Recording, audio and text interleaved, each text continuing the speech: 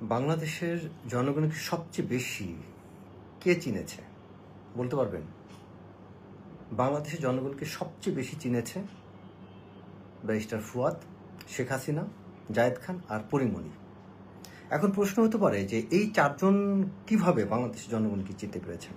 কারণ এই ব্যারিস্টার ফুয়াদ, শেখ হাসিনা, পরিমণি এবং জায়েদ খান তারা জানেন আমি যতই নির্লজ্জপূর্ণতা করি, যতই আমি খারাপ করি, যতই ভুল করি, যতই যা করি, এই দেশের জনগণকে কিভাবে উত্তেজিত করা যায় তা আমরাই জানি, আর কেউ জানে না।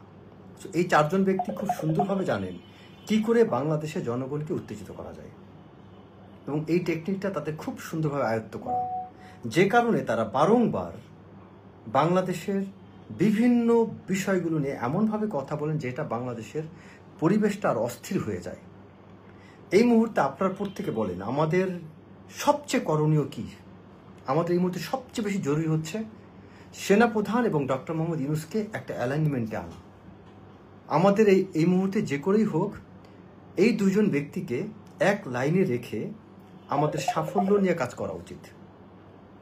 বাংলাদেশে এই মুহূর্তে সেনাপ্রধান এবং ডক্টর মোহাম্মদ ইউনূস যদি এক লাইনে না থাকেন বা একই সমীকরণে কাজ না করেন, তাহলে বাংলাদেশে সংকট একদম আপনার সন্নিকটে। এবং সবচেয়ে বেশি খুশি হবে কারা? ভারত, ইন্ডিয়া। আপনি দেখতে পেয়েছেন এই যে বাংলাদেশে ডক্টর মোহাম্মদ ইউনূস এবং সেনাপ্রধানকে নিয়ে যখন এই যে ক্রাইসিসটা শুরু হয়েছে, ঠিক তখন ভারতের মিডিয়াগুলো কত সরব একবার ভেবে দেখুন। আপনার ঘরে আপন ভাই বোনের মধ্যে যখন বিবাদ বাজে, তখন যদি দেখেন আপনার প্রকৃত শত্রুরা খুশি হয়, তখন কি করেন? পরিবারের কেউ মুরব্বী, কেউ একজন আত্মীয় স্বজন, কেউ তাদেরকে একসাথে বসানোর চেষ্টা করেন, তোমরা মিলে যাও। আমরা কি তা করছি? আমরা তা করছি না। আমরা উল্টা আরও উস্কানি দিয়ে সেনাবাহিনীকে খেপাচ্ছি ডক্টর মোহাম্মদ ইউনূসের বিরুদ্ধে, আর ডক্টর মোহাম্মদ ইউনূসকে খেপাচ্ছি সেনাবাহিনীর বিরুদ্ধে কথা বলে। আমাদের একটা বিষয় বোঝা উচিত, ডক্টর মোহাম্মদ ইউনূস 5ই আগস্টের পরে আসছেন, আর এই 5ই আগস্টটা তৈরি হয়েছে আমাদের ছাত্র আন্দোলন, এবং তার অন্যতম একটা প্ল্যাটফর্ম ছিল সেনাবাহিনীর ভূমিকা, সেনা প্রধানের ভূমিকা। 3 আগস্ট যদি সেনা অফিসারদের সেই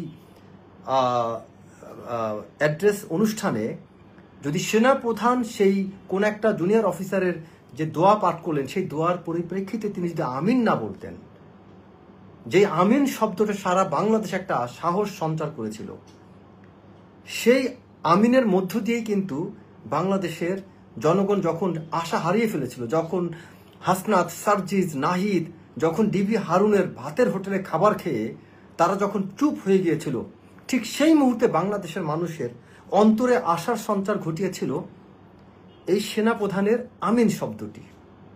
তা 3 আগস্ট। আজকে কতটা দুঃখের, আজকে কিছু ভুল ভ্রান্তির কথা বলে আমরা সেনাপ্রধানকে একটা পক্ষ বানিয়ে ফেলেছি। ভাই, আমরা সামরিক অফিসাররাই তো সেনাপ্রধানের সমালোচনা করেছি, আমরাই তো এটা নিয়ে অনেক কিছু করেছি। আপনারা আর কি করবেন? আমরা রিটায়ার্ড অফিসাররা, আমরা সার্ভিং অফিসাররা সেনাপ্রধানের বিরুদ্ধে, সেনাপ্রধানকে নিয়ে অনেক সমালোচনা করেছি। কেন জিয়াউল হক, জেনারেল জিয়াকে কেন অ্যারেস্ট করতে দেরি হলো, কেন জেনারেল মুজিব পালিয়ে গেলো, এগুলো তো আমরা অনেক তফসরা করেছি। তাহলে এখন কেন এই বিষয় নিয়ে আপনার কথা বলেন? তার মধ্য দিয়ে ব্যারিস্টার ফুয়াদ বারবার এসে আগুনে ঘি ঢালছেন। আচ্ছা ব্যারিস্টার ফুয়াদ, আপনি কি আসলে শান্তি চান? কেন আপনি এটা করছেন বলেন? এই যে ফুয়াদ সাহেব, আপনি বারবার যে উস্কানিটা দিচ্ছেন, কেন? আপনার আসল উদ্দেশ্যটা কি ফুয়াদ, আপনি বলেন? আপনি কি যদি দেশের শান্তি চেয়ে থাকতেন তাহলে তো আপনি এটা করতেন না। আপনি সেই পরিমণি, জায়েদ খানের মতো বাংলাদেশের মানুষের সেন্টিমেন্ট, আবেগ নিয়ে খেলা করছেন। খুব দ্রুত বাংলাদেশের সহস্র জনগণকে উত্তেজিত করার ফর্মুলাটা আপনি শিখে গিয়েছেন, যে কারণে আপনি কয়েকদিন পরপরই সেনাপ্রধান এটা বললো কেন, সেনাপ্রধান ওটা করলো কেন, আপনি বলার কি? হু আর ইউ? বাংলাদেশের মানুষের আপনি দুইটা দুর্বল জায়গা খুব ভালো করে বুঝে গিয়েছেন ব্যারিস্টার ফুয়াদ। আমি আপনাকে বলছি, একটা জায়গা বুঝেছেন বাংলাদেশের মানুষ ধর্মভীরু, ধর্মের প্রতি খুব দুর্বল। আরেকটা জায়গা বুঝেছেন শেখ হাসিনার 16-17 বছরে বাংলাদেশের মানুষ প্রচন্ড ভারত বিদ্বেষী হয়ে গিয়েছে। আপনি এই দুইটাকে ক্যাশ করার চেষ্টা করছেন। ওই ভারত বিদ্বেষী বক্তব্যগুলো দিচ্ছেন, ভারত বিদ্বেষী বক্তব্যগুলো আপনি এমনভাবে দিচ্ছেন যে স্বাধীনতাকে অস্বীকার করে হলেও সেটাও বাঙালি খেয়ে নিচ্ছে। 16ই ডিসেম্বরকে আপনি অস্বীকার করলেও সেটাও বাঙালি খেয়ে নিচ্ছে। কারণ কি? ওই যে আপনি ভারত বিদ্বেষী, ওই যে আপনি ধর্ম নিয়ে কথা বলেন। কিন্তু আমাদের বাঙালিরা আমরা বুঝতে পারছি না যে ভারতের বিরুদ্ধে কথা বললে সে আসলে কি ভারত বিদ্বেষী হবে, তার অন্তরে কি ধারণ করে আমরা কি জানি? তিনি অন্তরে গোপনে রয়ের থেকে টাকা নাই কিনা আমরা কি তা জানি? জানি না। তিনি আসলে নামাজ পড়েন কিনা, ধর্ম পালন করেন কিনা, কোরআন হাদিস জানেন কিনা আমরা কিন্তু চেক করি না। ধর্মের কথা বলল, খুব সুন্দর, আমরা তা ভক্ত হয়ে যাচ্ছি। সম্প্রতি ব্যারিস্টার ফুয়াদ মন্তব্য করেছেন, যদি সেনাপ্রধান তার কোনো উদ্বেগ থাকতো, পরামর্শ দেওয়ার কিছু থাকতো, তাহলে তিনি চিফ অ্যাডভাইজারের কাছে যেতেন। বাস্তবে তাই হয়েছে। সেনাপ্রধান কিন্তু চিফ অ্যাডভাইজারের কাছে গিয়েছিলেন, 3 বাহিনী প্রধানগণ। আগের দিন সন্ধ্যায় তার সাথে সাক্ষাৎ করেছেন, অনেক আলোচনা হয়েছে। এটা কিন্তু ব্যারিস্টার ফুয়াদের কাছে খবর নেই। আপনারা একটু গভীরভাবে যদি পর্যবেক্ষণ করেন, একটু ভাবুন তো, এমন প্রেক্ষাপটে সেনাপ্রধানের বক্তব্যকে জনসম্মুখে তুলে ধরা, এই তুলে ধরাকে, মানে সেনাপ্রধান যে একটা বক্তব্য দিয়েছেন এটাকে জনসম্মুখে তুলে ধরাকে তিনি এটাকে মিলিটারি কু হিসেবে আখ্যা দিয়েছেন। যেখানে সেনাবাহিনী ডেপ্লয়েড, সেনাবাহিনী 5 আগস্টে কত বড় সুযোগ পেল, সেই সুযোগ পেয়ে সেনাবাহিনী কোনো কিছু করলো না। সেনাবাহিনী গত 8টা মাস ধরে বাংলাদেশের সার্বিক শৃঙ্খলা রক্ষায় সবচেয়ে বড় ভূমিকা রাখছে। প্রতিটা সেক্টর ব্যর্থ। আপনি সেনাবাহিনী নিয়ে পড়ে আছেন। আপনি বাংলাদেশে কোন মন্ত্রণালয়ে ঠিকমতো কাজ হচ্ছে বলেন? কোন মন্ত্রণালয়? আসিফের পিএস 100 কোটি টাকা দুর্নীতি করলো, মাথা ব্যথা নেই আপনার? রেলওয়েতে দুর্নীতি হচ্ছে, মাথা ব্যথা নেই? স্বরাষ্ট্র মন্ত্রণালয়ের পুলিশ ডিপার্টমেন্ট ব্যর্থ হচ্ছে, মাথা ব্যথা নেই আপনার? সংস্থাপনে বিভিন্ন জায়গায় ডিসি, এডিসি, ইউনোদের পোস্টিং নিয়ে উল্টাপাল্টা হচ্ছে, মাথা ব্যথা নেই আপনার? 626 জন নিয়ে আপনি চিল্লাচ্ছেন। 626 জনের কতগুলো কর্মকর্তা, 626 জন যারা আপনি যাদেরকে বড় আসামি বলছেন, সে আসামি 24 ঘন্টা ক্যান্টনমেন্টে থাকায় মহাভারত অশুদ্ধ হলো। এই 24 ঘন্টা পরে তারা যখন পায়ে হেঁটে চলে গেলেন, সেই ব্যক্তিদেরকে আপনার প্রাইস পোস্টিং দিয়েছেন।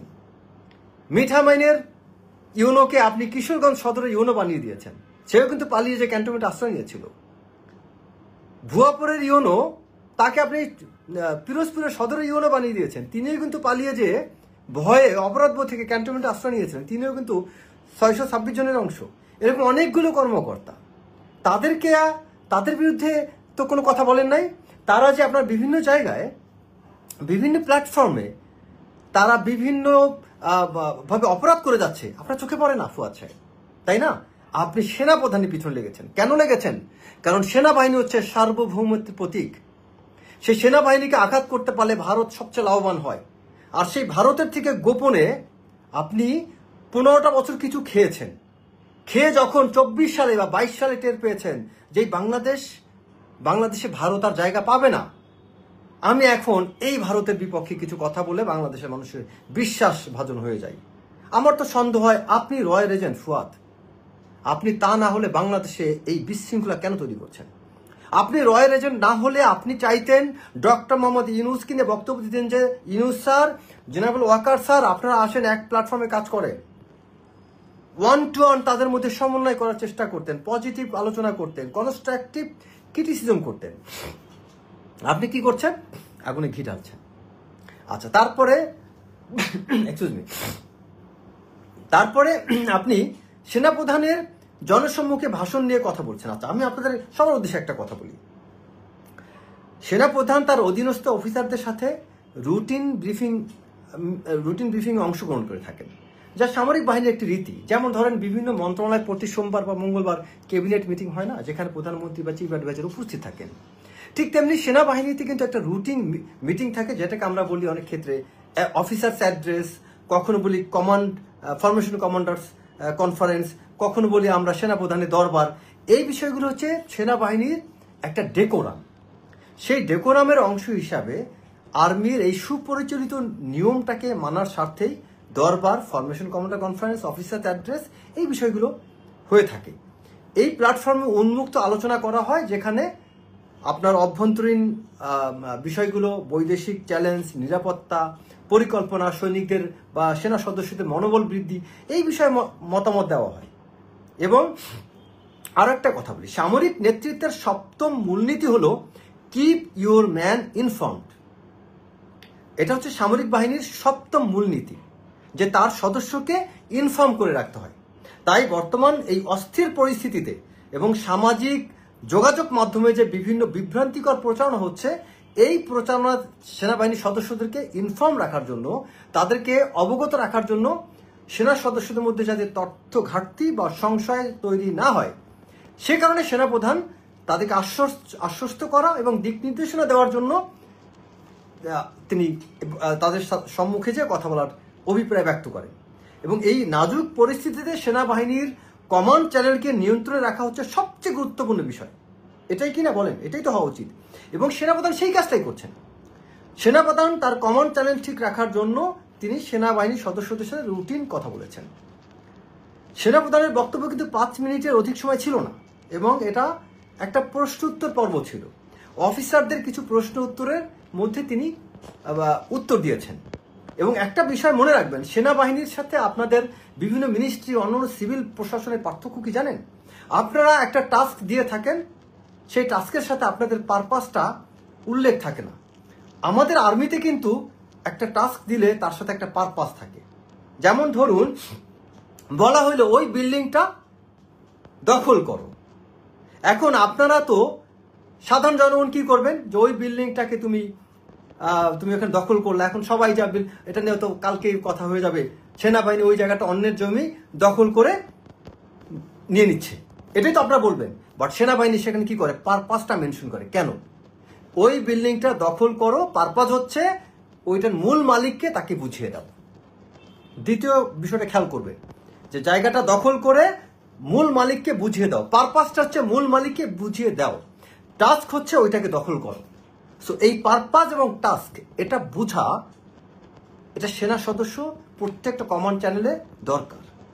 তা না হলে অনেক বড় ধরনের আপনার দুর্ঘটনা ঘটতে পারে, এবং আপনারাই তখন এটা নিয়ে আজে বাজেভাবে ব্যাখ্যা বিশ্লেষণ করবেন। একজন সেনা সদস্য যিনি তার পরিবার থেকে দূরে থাকেন, বিভিন্ন কর্তব্য পালনে তাকে অনেক দূর দূরান্তে কাজ করতে হয়। নির্বাচনের সময় সেনাবাহিনী মাঠে রাখা হলে তাকে স্বাভাবিক জীবনে তাকে আগে একটু ফিরে আসতে হবে। এখান থেকে আপনি নির্বাচনের মাঠে দেওয়াটা ঠিক হবে না, তাকে একটু রেস্ট দেওয়ার প্রয়োজন আছে। সেনাপ্রধান চাচ্ছেন যে সেই নির্বাচন যাতে উপেক্ষিত না হয়, এবং সেনাবাহিনীকে যাতে নির্বাচনের পূর্বে একটু রেস্ট দেওয়া যায়, এবং যাতে নির্বাচন ডিউটিটা খুব সুন্দরভাবে করতে পারে। এই কারণেই তিনি, এবং আরো একটা বিষয় হচ্ছে, যেসব এই যে উল্টাপাল্টা কথা হচ্ছে, এতে সেনাপ্রধানের কমান্ড চ্যানেলে অনেক সেনা সদস্য তারা কিন্তু দুঃখ পেতে পারে। তারা ওভারলোডেড, তারা কিন্তু লোডেড ওয়েপন নিয়ে তারা মাঠে আছে। একটা সেনা সদস্যের কাছে অস্ত্র আছে, তার সেনা কর্মকর্তাকে, তার সেনা প্রধানকে নিয়ে যখন আজেবাজে কথা বলবে, তিনি কিন্তু সেখানে তার মাথা গরম হয়ে যেতে পারে। সো এটাকে কন্ট্রোল রাখা সেনাপ্রধানের দায়িত্ব। তিনি সেই দায়িত্ব থেকে অনেক কথা বুঝিয়ে ব্যাখ্যা বিশ্লেষণ করে বলেছেন। ব্যারিস্টার ফুয়াদ একজন আইনজীবী, কিন্তু তার বক্তব্যে স্পষ্ট দেখা যায় তিনি সেনাবাহিনীর প্রতি, তার সেনাবাহিনীর কাঠামো, সেনাবাহিনীর নিয়ম, সেনাবাহিনীর সাংগঠনিক আচরণ সম্পর্কে তার জ্ঞান বিন্দুমাত্র নেই। বরং তিনি সেনাবাহিনীর নিয়ম, সেনাবাহিনীর কাঠামো, সাংগঠনিক এই আচরণ নিয়ে তিনি তার বিভ্রান্তি ছড়িয়ে যাচ্ছেন সুপরিকল্পিতভাবে, এবং তার বিরুদ্ধে, এবং তিনি যা করছেন তার বিরুদ্ধে ফৌজদারি তথা সেনা আইনে তার বিরুদ্ধে অ্যাকশন নেওয়া যেতে পারে। এবং ফুয়াদ সাহেব, আপনি বেশি চিন্তা করেন না, আপনার বিরুদ্ধে আশা করি খুব দ্রুত অ্যাকশন নেওয়া হবে, আশা করি নেওয়া উচিত আপনার বিরুদ্ধে, আমি মনে করি, এটা আমার অ্যাসেসমেন্ট। আপনার বিরুদ্ধে ফৌজদারি আইনেও মামলা হওয়া উচিত, এবং সেনা আইনে আপনার বিরুদ্ধে অ্যাকশন নেওয়া উচিত। অ্যান্ড আই এম শিওর, ইনশাল্লাহ খুব শীঘ্র এটা করা হবে। কারণ আপনি ভুলে যায় না, সেনাবাহিনীর ভদ্র চুপ আছে মানে ওই গুম বিষয়টা উঠে গিয়েছে। আগের মতো ওই যে গুম, শেখ হাসিনা বিরোধী গুম বিষয়টা নাই দেখে সেনাবাহিনী এখন আপনার বিরুদ্ধে কোনো কিছু করতে পারবেন তা না, আইন অনুযায়ী অনেক কিছু করার সুযোগ আছে। সো আপনার বিরুদ্ধে সেটা করা হবে আশা করি। আপনি সেনাপ্রধানকে মন্তব্য করতে যে অনেকবার বলেছেন যে তিনি, এবং অনেক কথা আপনি অনুমানের উপর নির্ভর করে কথা বলেছেন। আপনার অনেক কথায় যদি, কিন্তু, এবং আপনি অনেক জায়গায় বলেন যে তিনি যদি এটা বলে থাকেন, তিনি যদি এটা করেছেন, এই যে জিনিসগুলো যা স্পষ্টভাবে সেনাবাহিনীকে বিতর্কিত করার এবং সেনাবাহিনীকে সরকার মুখোমুখি করানোর আপনার অপপ্রয়াস। এই যে আপনার বাট কিন্তু, এগুলোতে বোঝা যায় আপনার উদ্দেশ্যটা কি। আপনি বলেছেন যে সেনাপ্রধান 1 জানুয়ারি থেকে একটি নির্বাচিত একটা সরকার দেখতে চান। এখানে অন্যায়টা কোথায়? এবং এখানে আপনি এটাকে আবার অবৈধ আকাঙ্ক্ষা বলে আপনি উল্লেখ করেছেন। আপনি আমাকে বলেন যে 2028 থেকে 2029 সালের সম্ভাব্য ভূ রাজনৈতিক যে সংকট, এটার প্রেক্ষিতে তাকে এখন এই পরিকল্পনা নিতে হবে। আমাদের দেশে যে ভূ রাজনৈতিক সংকট চলছে, এই সাউথ এশিয়ান ব্লকের মধ্যে, এই ভূ রাজনৈতিক সংকটকে মোকাবেলা করার জন্য বাংলাদেশের আর্ম ফোর্সকে যদি আমরা সুসজ্জিত করতে চাই, যেমন আমাদের এয়ার ডিফেন্সটাকে আমরা স্ট্রং করতে চাই, এগুলো করতে গেলে এটা কিন্তু হুট করেই আমি 6 মাস 1 বছরের মধ্যে বাংলাদেশের আপনার ডিফেন্স সিস্টেমটাকে স্ট্রং করতে পারবো না। এই 2028 এবং 29 সালে বাংলাদেশে একটা আপনার সশস্ত্র বাহিনী কিন্তু একটা পরিকল্পনা আছে, রণকৌশলগত কিছু পরিকল্পনা আছে, প্রযুক্তিগত, উন্নয়নগত, স্ট্র্যাটেজিক্যাল অনেক বিষয় এখানে উন্নতি আসবে। তো সেটা করতে গেলে তো রাজনৈতিক গভর্নমেন্ট দরকার। এটা তো এইটা তো হবে না। তা আপনি এই যে বাংলাদেশের একটা দেশের সশস্ত্র বাহিনীকে স্ট্রং অবস্থান আপনি দেখতে চান না, মানে কি? আপনি ফুয়াদ সাহেব হচ্ছেন একজন দেশদ্রোহী, আপনি হচ্ছেন ভারতের রয়্যাল এজেন্ট, এবং আপনি পরিকল্পিতভাবে এই বাংলাদেশে আপনাকে 2022-এর পূর্বে আপনার উদয় হয়নি, 22-এর পরে আপনার উদয় হয়েছে, কারণ আপনি কারো এজেন্ট হিসেবে কাজ করছেন। তারপরে ব্যারিস্টার ফুয়াদ দাবি করেছেন যে পুলিশের হাতে লিথাল অস্ত্র নেই, অথচ প্রমাণ আছে আপনি পুলিশের হাত কাছে লিথাল অস্ত্র নেই। কিন্তু আপনার এটা পরিষ্কার প্রমাণ আছে যে আমরা যখন এই যে বিভিন্ন ভিডিও দেখেছি, সেই ভিডিওতে দেখা যায় 7.62 মিলিমিটার যে অস্ত্রটা, এটা কিন্তু লেথাল অস্ত্র। এটা দিয়ে কিন্তু এই আপনার ছাত্রদের উপর গুলি চালানো হয়েছিল। কিন্তু আপনি খুব সুন্দরভাবে বলেছেন পুলিশের কাছে কেন লেথাল ওয়েপন দেওয়া হয় নাই, কেন এটা নেই, এটা নিয়ে অনেক আপনার মাথায় ব্যথা। তারপরে আরো একটা বিষয় হচ্ছে যে আপনি সরি, হঠাৎ করে আমি লাইভ থেকে বিচ্ছিন্ন হয়ে গিয়েছিলাম নেটওয়ার্ক ডিসকানেকশনের কারণে।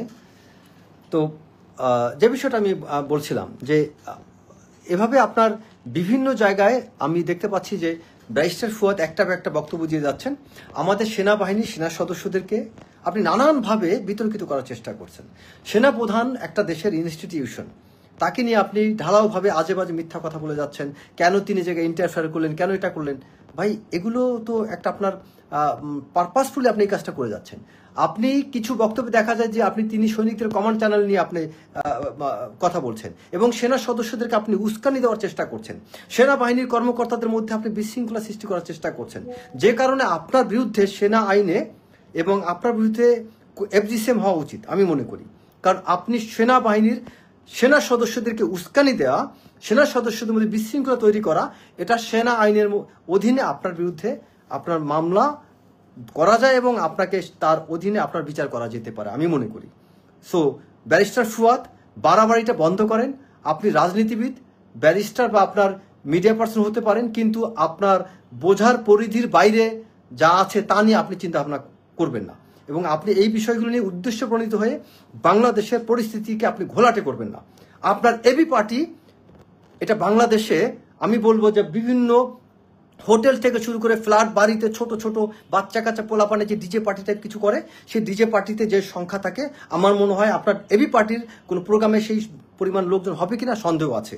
But with due respect to other leaders, আপনার এবি পার্টিতে অন্যান্য যারা নেতা আছে তারা আপনার মতো এরকম আজগুবি রসালো উল্টাপাল্টা বক্তব্য না দিতে পারেন, বাট তাদের মধ্যে আমার নৈতিক চরিত্র আছে তাদের, এবং আমার মনে হয় তারা যথেষ্ট যোগ্য।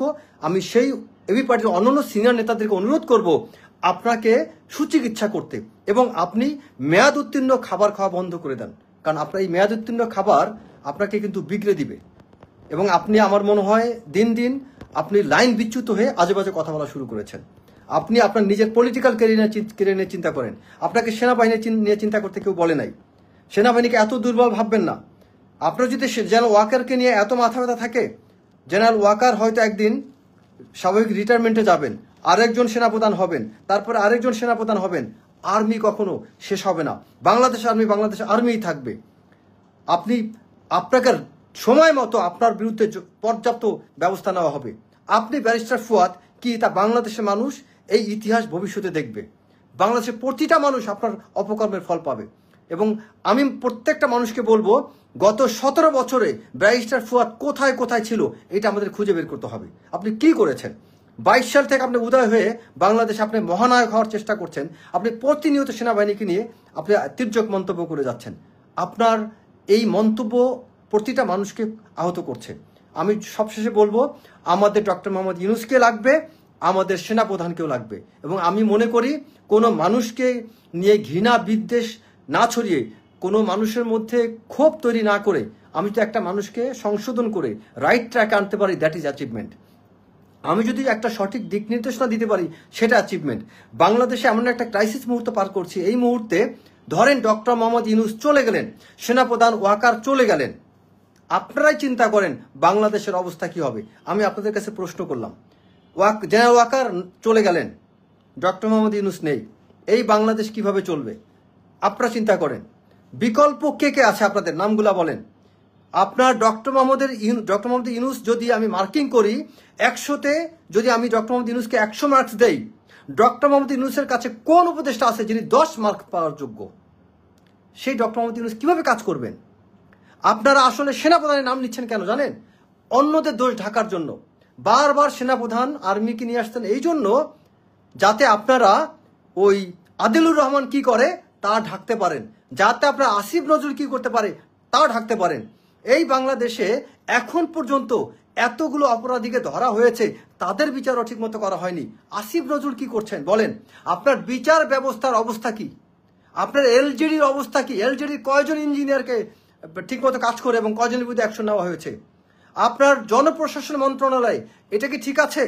কয়টা ডিসি ঠিকমতো কাজ করে বলেন? জনপ্রশাসন মন্ত্রণালয়, জনপ্রশাসন সচিব, এপিডি যারা যারা আছে তারা কে কে ঠিকমতো কাজ করে আপনারাই বলেন। পুলিশ ডিপার্টমেন্ট ঠিক আছে? নাই। পুলিশ ডিপার্টমেন্টে আপনার যখন এই যে বর্তমানে যারা দায়িত্বে আছেন, বিশেষ করে আপনার খোদা বক্স, তারপরে আছেন আপনার ডিএমপি কমিশনার, তারা দায়িত্ব নেওয়ার পর আপনাদের দুনিয়ার অভিযোগ তৈরি হয়নি? এখন আপনারা আবার চুপ কেন? কিছু সুযোগ সুবিধা পেয়েছেন তাই? তারপরে বাংলাদেশে আরো কতগুলো মন্ত্রণালয় আছে, রেলওয়ে ঠিক আছে বলেন? কোন ডিপার্টমেন্টটা ঠিক আছে? কোথায় আপনার ঠিকমতো কাজ হচ্ছে? শেখ হাসিনা চলে যাওয়ার পরে শেখ হাসিনার প্রাতাত্মারা কোথায় নাই? আমি বলছি না সেনাপ্রধান সেনাবাহিনী একদম ফেরেস্তা, আই এম নট টেলিং। যদি তাদের দোষ থাকে মানলাম, কিছু দোষ আছে, বাকিরা কি করছে তাদেরকে দেখেন না কেন? বারবার কেন সেনাবাহিনীকে টেনে নিয়ে আসেন? কেন সেনাবাহিনীকে আনতে হবে? সেনাবাহিনীকে বারবার টেনে টেনে আপনারাই সেনাবাহিনীকে নষ্ট করতেছেন। আপনারা মাথায়ও তুলেন না, মাথা থেকে নামায়েন না। আপনারা এই সামরিক বাহিনীকে, আর্মি, নেভি, এয়ারফোর্স, এদেরকে বিতর্কে বাইরে রাখেন। আপনারা পলিটিক্সে টাইনা নিয়ে আসবেন, এই আপনারাই বলবেন এই শেখ হাসিনার আমলে বারবার চিৎকার মারছেন আপনারা যে কেন সেনাবাহিনী হস্তক্ষেপ করে না, কেন সেনাবাহিনী এটা করে না। 14 সালে আপনারা কি করেছিলেন? 18 সালে আপনারা কি করেছিলেন? কেন কেন কেন করেছেন? এখন সেনাবাহিনী যখন হস্তক্ষেপ করে তখন ব্যারিস্টার ফুয়াদের ভালো লাগে না। কেন ফুয়াদ সাহেব এখন কেন ভালো লাগে না? আগে চিল্লাইছেন কেন? আপনি এখন আপনার চুপ থাকতে ইচ্ছা করে না, তখন কেন চিল্লাপাল্লা করেছেন? তার মানে বিষয়টা হচ্ছে যারাই এখন আপনার এই সেনাবাহিনীকে নিয়ে বাড়াবাড়ি করবে, আমি মনে করি এরা স্বার্থান্বেষী মহল। আমার কথা হচ্ছে প্রকৃত অর্থেও যদি সেনাবাহিনীর কিছু ভুল থেকে থাকে, this is not the way. একটা সামরিক বাহিনীকে আপনি এরকম কাঠগড়ায় দাঁড় করাইতে পারেন না। বাংলাদেশের অনেক কিছু এখন পর্যন্ত ঠিক হয় নাই। প্রতিটা সেক্টরে আপনার করাপশন, প্রতিটা সেক্টর ব্যর্থ। স্বয়ং আইন মন্ত্রণালয় মারাত্মক রকম ব্যর্থ। আজকে আমি বলবো আমাদের ইলিয়াস হোসেন, পিনাকি, তারপরে আপনার কনক সরোয়ার, তাদের মামলা এখন পর্যন্ত আইন মন্ত্রণালয় থেকে প্রত্যাহার করা হয়েছে। বলেন ইলিয়াস হোসেন, যাকে আপনার বাংলাদেশের এত বড় হিরো মনে করেন, এত কষ্ট করেছেন, আমিও তাকে মনে করি ইলিয়াস হোসেনের অনেক বড় ভূমিকা। সেই ইলিয়াস হোসেনের মামলা এখন পর্যন্ত প্রত্যাহার করা হয়েছে। কেন করা হয়নি বলেন? কেন ইলিয়াস হোসেনের মামলা প্রত্যাহার করা হয়নি? কেন কনক সরোয়ারকে এখনো তার মামলা প্রত্যাহার করে তাকে বাংলাদেশে আনার জন্য তাকে কেন ব্যবস্থা করা হয়নি? কেন পিনাকিকে এখন পর্যন্ত তাদেরকে মূল্যায়ন করা হয়নি? তাদেরকে আপনারা মূল্যায়ন করেননি। আবার আমি একই সাথে পিনাকি, কনক সরোয়ার এবং ইলিয়াস তাদেরকে বলবো, আপনারা আইনমন্ত্রীর বিরুদ্ধে কি করছেন? হ্যাঁ, একমাত্র ইলিয়াসকে দেখছি যে আসিফ নজরুলকে নিয়ে অনেক কথা বলছে। আমি বাকি অনেকদেরকে তো বলি নাই, দেখি নাই যে আইনমন্ত্রী কিনা তারা ভালোভাবে কোনো কিছু করে। তারপরে আপনার এখানে নাহিদ ছিল যে, তারপরে এখন মাহফুজ, সে কি কাজ করছে? তাদের শরীর থেকে এখনো ছাত্রত্বের গন্ধ এখনো যায়নি, তারা পাকটা বুড়া বুড়া কথা বলে। কেন তারা এসব কথা বলবে? তাদের এখন এই যে যতগুলো উপদেষ্টা, ছাত্র উপদেষ্টা আছে, এরা পিএস হওয়ার যোগ্যতা আছে এটা বলেন? এখন এই যে আপনারা ব্যাড এক্সাম্পল তৈরি করেছেন, এই ছাত্র উপদেষ্টাদেরকে উপদেষ্টা বানিয়ে কি করেছেন জানেন? বাংলাদেশে এখন প্রত্যেকটা ছাত্র শর্টকাট উন্নতি কামনা করে। এখন প্রত্যেকটা ছাত্র চিন্তা করে কিসের পড়াশোনা, মাস্টার্স পাস করে আমি এখন মন্ত্রী হব। সব জায়গায় ছাত্ররা বাড়াবাড়ি বেদবি কেন করছে জানেন?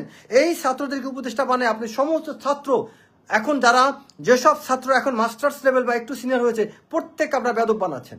বিভিন্ন জায়গায় ছাত্ররা এখন শর্টকাটে উপরে উঠতে চায়, কারণ আপনারা এই সেন্টিমেন্টটা গ্রো করে দিয়েছেন। আমাদের উচিত ছিল কি, আপনার এই যে 90 সালে যখন গণ অভ্যুত্থান হয়, 90-এর গণ অভ্যুত্থানে আমান এদেরকে কি আপনার উপদেষ্টা বানানো হয়েছিল? তখন আবুল মামুনের সাথে এই যে আপনার রিপন ভাই আছেন, তারপরে আপনার এই যে খায়রুল কবির খোকন আছে, এনি চৌধুরীর অনেক নেতারা ছিল, তাদের কি তখন কি উপদেষ্টা বানানো হয়েছিল? বানানো হয় নাই। তাই এখন কেন বানানো হলো? এই ছাত্ররা উপদেষ্টা হয়ে চিফ অ্যাডভাইজারকে প্রতিনিয়ত ডিস্টার্ব করছেন, তাকে বিভিন্ন জায়গায় তার মধ্যে আপনারা চাপ সৃষ্টি করছেন, চিফ অ্যাডভাইজারের প্রতি কাজকর্মে আপনারা বিঘ্ন ঘটাচ্ছেন। বন্ধ করেন এগুলো। সেনাবাহিনীর দোষ না দিয়ে আসল দোষটা খুঁজে বের করার চেষ্টা করেন। যদি সত্যি আপনার উন্নতি চান, তাহলে সেনাপ্রধান, চিফ অ্যাডভাইজার সহ সব লোকজনদেরকে মুখোমুখি আপনারা বসান, সেখানে বসে ওপেন আলোচনা হোক। নির্বাচন আপনারা এই যে রোডম্যাপ দিচ্ছেন, আপনারা বলেন ডিসেম্বর থেকে জানুয়ারি, এই ঠিক এই জানুয়ারি পার হইলে আবার আপনারা তো মার্চ এপ্রিল মাসে বলবেন সামনে ঈদ আছে, রোজা আছে, বাচ্চাদের পরীক্ষা আছে, ঠিক আছে আরো 2 মাস পিছিয়ে দিই, আরো 2 মাস পিছিয়ে দিই, আরো 2 মাস পিছিয়ে দিই। এরকম করতে করতে তো আপনারা 2026 সালে পার করে দিবেন, তারপরে 27 সালে যাবেন, 28 সালে যাবেন। তো সেনাবাহিনী কি ততদিন পর্যন্ত আপনাদের বসে পাহারা দিবে না আঙুল চুষবে? সেনাবাহিনীকে প্রশিক্ষণ দরকার নেই, অনুশীলন দরকার নাই। মানলাম সেনাবাহিনী সমস্ত অন্যায় করছে আপনাদের কথা অনুযায়ী, সব মেনে নিলাম, কিন্তু কোন কন্ডিশন আপনি সামরিক বাহিনীকে দীর্ঘ মেয়াদী আপনি ইনেট টু সিভিল পরে মাঠে রাখতে পারেন? সামরিক বাহিনীর নিয়মিত প্রশিক্ষণ প্রয়োজন। একটা সেনাবাহিনীর একটা ইনফ্যান্ট্রি ব্যাটালিয়নকে বছরে, তাকে একটা ইনফ্যান্ট্রি ব্যাটালিয়নের, আপনারা যারা জানার স্বার্থে বলি, তাকে বছরে 4টা ট্রেনিং করা হইতে হয় কমপক্ষে। তার একটা ইনফ্যান্ট্রি ব্যাটালিয়নে সদর কোম্পানি সহ 5টা কোম্পানি থাকে। এই 5টা কোম্পানিকে আপনার 4টা কোয়ার্টারে ভাগ করে, প্রতি কোয়ার্টারে এক একটা কোম্পানি এক্সারসাইজ করে এবং তাদেরকে রিফ্রেশার ট্রেনিং দেওয়া হয়। তারা সরাসরি গ্রাউন্ডে যে তারা অনুশীলনে অংশগ্রহণ করে, তাদেরকে মাইনর অপারেশনের উপরও তাদেরকে প্র্যাকটিস করানো হয়। আজকে 8টা মাস পার হয়ে গেছে, প্রায় 3 থেকে 4টা কোয়ার্টার শেষ আমার, কিন্তু সেনা সদস্যরা কোনো প্রশিক্ষণ নাই, কোনো অনুশীলন নাই। এটা কি তামাশা মনে করেন? আপনাদের কোনো ধারণা আছে সেনাবাহিনীকে মেরুদণ্ডটা ভেঙে দিচ্ছেন আপনারা? সেনাবাহিনী খারাপ, কালকে ব্যারাকে পাঠিয়ে দেন, we don't want to serve you. আর আমরা চাই না করাপ্টেড হইতে, আমরা দুর্নাম নিতে চাই না। সেনাবাহিনী ব্যারাকে চলে যাক, আপনারা দেশ সামলান। দেখি না কত বড় বাপের ব্যাটা হয়েছেন। ব্যারিস্টার ফুয়াদ পারবেন? কালকে সেনাবাহিনী ব্যারাকে চলে যাক, আপনি ব্যারিস্টার ফুয়াদ তখন দরজা জানলা বন্ধ করে ঘরে বসে থাকবেন, তখন বের হয়েন। বক্তব্য দিয়েছেন ফুয়াদ সাহেব, মাঠে ঘাটে আপনি কি নুরুল হক নুরুর মতো কোথাও কোনো আওয়াজ ছিল আপনার? Barrister Fuad, I am telling you, Nurul Haque Nuru যেটা করেছে তার ধারে কাছে আপনি কিছু করেছিলেন? সোশ্যাল মিডিয়াতে খালি পরিমণি টাইপ আলো মানে খুব কি বলা যায়, খুব আকর্ষণীয় কিছু কন্টেন্ট ক্রিয়েট করে মানুষকে, জানেন কোন কথাগুলো বলে সেন্টিমেন্ট ক্রিয়েট হবে, কোন কাজ করলে জায়েদ খান পরিমণির মতো মানুষের আলোচনা আসতে পারবেন, তাই করেছেন। অ্যান্ড ওইটাই হিট হয়েছে। বিতর্কিত বিষয়ে কথা বলেছেন, যেই বিষয়গুলো ভাইরাল হবে। নেগেটিভ বিষয়ে কথা বলেছেন, কারণ নেগেটিভ বিষয় ভাইরাল হয়। অ্যান্ড আপনি ভাইরাল হচ্ছেন। আপনার পিছনে কয়জন কর্মী আছে ফুয়াদ সাহেব? কয়জন কর্মী আছে? কাউন্ট করতে পারবেন? আমার তো মনে হয় না যে আপনার পিছনে 2-4 জন কর্মী আছে, কিন্তু খুব বড় বড় কথা বলেন, খুব বড় কথা বলেন। আপনি বাংলাদেশে কোন প্রান্তে আমার সাথে ইলেকশন করবেন বলেন, আমি আপনার সাথে ইলেকশন করবেন আমার সাথে? কোথায় দাঁড়াবেন? আপনার এলাকায় চলেন, আপনার এলাকায় যাই ইলেকশন করবেন আমার সাথে? আগে মাঠে কাজ করেন। Try to know how to work in the open field. এরকম পাকনা বক্তব্য দিয়ে না খালি ফুয়াদ সাহেব, যথেষ্ট করেছেন, প্লিজ থামেন। আর আপনি আমাদের কিছু অফিসারের সাথে আপনি নতুন সম্পর্ক করে, আপনি যে কিছু নেক্সাস আছে, নেক্সাসে যে আপনি কথা বলা শুরু করছেন। সত্যি কথা, উইথ ডিউ রেসপেক্ট টু আমাদের ব্রিগেডিয়ার হাসান নাসির, উনি সৎ মানুষ, কিন্তু হয়তো কোনো আবেগ অভিমানের কারণে অনেকগুলো অফিসারের সাথে ওনার কথা হয় না, যোগাযোগ হয় না। আমি হাসান নাসির স্যারকে বলবো, প্লিজ স্যার আপনি অন্যান্য অফিসারদের সাথে ডেকে তাদের সাথে সুসম্পর্ক জোরদার করুন। সবাই মিলে স্যার আমরা একসাথে কাজ করি। সামরিক অফিসার যারা রিটায়ার্ড আছেন সবাইকে বলবো, স্যার চলেন আমরা একসাথে কাজ করি। এই ব্যারিস্টার ফুয়াদ টাইপ কাউকে দাওয়াত দিয়ে আমাদের নিজেদের অবস্থান নিজেদেরকে খাটো করেন না স্যার। আমি সব অফিসারকে বলবো, প্লিজ নেক্সাসের মতো জায়গায় সশস্ত্র বাহিনীর উন্নতির জন্য আমাদের অনেক অনেক ঝানু জেনারেল আছে, রিটায়ার্ড জেনারেল আছে, তাদেরকে নিয়ে আসেন। Who is barrister Fuad? তাকে নেক্সাসে কেন দাওয়াত দিতে হবে? হোয়াই? তো ব্যারিস্টার ফুয়াদ খুব বেশি জাতে উঠে গিয়েছেন, তাই না? আপনাকে বিভিন্ন জায়গায় ব্রিগেডিয়ার হাসান নাসির সহ অনেকে দাওয়াত দেয়, খুব সুন্দর করে একদম খুব হাই সাউন্ডিং কথা বলেন, কিছু ভোকাবুলারি শিখে গিয়েছেন, হাই ফ্রিকোয়েন্সি ওয়ার্ড শিখছেন, দুমদাম দু একটা কথা বলেন, বাহ, খুব একদম সব উদ্ধার করে ফেলছেন। বাট বেশি দিন না, অপেক্ষা করেন। এই জাতি আপনাকে খুব ভালো করে দেখবে। সবাই ভালো থাকবেন। আসেন আমরা সত্যের আলোয় আলোকিত হই। এবং আমি আশা করি আমাদের এই মুহূর্তে একজন গার্ডিয়ান, তিনি অসুস্থতার দোয়া করি বেগম খালেদা জিয়া, তিনি আশা করি হয়তো এই মুহূর্তে একটা ভূমিকা রাখবেন। ডক্টর মোহাম্মদ ইউনূস এবং সেনাপ্রধান এই দুজনের সাথেই বেগম খালেদা জিয়া যদি কথা বলেন, আমার মনে হয় খুব দ্রুত এটা সমাধান হবে। কারণ বেগম খালেদা জিয়া বিএনপির শুধু একজন নেত্রী না, আমি মনে করি বাংলাদেশের এই মুহূর্তে তিনি একজন ব্যক্তি যিনি, আমি বিএনপির বাইরেও তাকে আমি বড় করে দেখি। বিএনপির বাইরেও বেগম খালেদা জিয়া এই মুহূর্তে একজন গ্রহণযোগ্য ব্যক্তি। এই গ্রহণযোগ্য ব্যক্তি হিসাবে বেগম খালেদা জিয়া জিয়াউর রহমানের মতো করে, জিয়াউর রহমান যেমন বহুদলীয় গণতন্ত্রের প্রবর্তন করে বাংলাদেশে বিরাট একটা ইতিহাস তৈরি করেছেন, ঠিক এই মুহূর্তে বেগম খালেদা জিয়া জিয়াউর রহমানের মতো ওই একই একটা কাজ করবেন। ডক্টর মোহাম্মদ ইউনূস এবং আমাদের সেনাপ্রধানকে নিয়ে কোনো একটা জায়গায় যদি তিনি বসেন, and I hope things will be okay. এবং আমি আশা করি আমাদের জনাব তারেক রহমান তিনিও বেগম খালেদা জিয়াকে এই কাজটি করতে উৎসাহ দিবেন, সহযোগিতা করবেন। আমি জানি না বেগম খালেদা যেটা পারবেন কিনা, তিনি যেহেতু অসুস্থ, তার সুস্থতা কামনা করি। সবাই ভালো থাকবেন। আমার কথায় দোষ ত্রুটি থাকলে আপনারা সমালোচনা করতে পারেন। Thank you. আসসালামু আলাইকুম।